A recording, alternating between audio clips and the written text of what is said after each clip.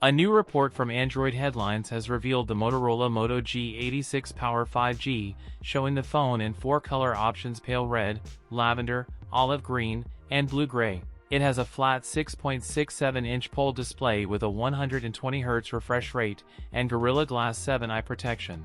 It features a flat frame, a flat backplate, and a seamless camera island in the top left corner. The power and volume buttons are on the right side, and there is Dolby Atmos branding at the top. The Moto G86 Power 5G runs on the MediaTek Dimensity 7300 chip. It will come in 8GB and 12GB RAM options, with 128GB or 256GB storage. On the back, the phone has a 50MP main camera with Sony's LYTIA600 sensor and an 8MP macro camera. The front camera is 32MP. The standout feature is the 6720 mAh battery, which brings the phone's weight to 198g, and supports 33W turbo power charging. That's it for today's video. If you enjoyed it, don't forget to like, comment, and subscribe for more content. Thanks for watching, and I'll see you in the next one.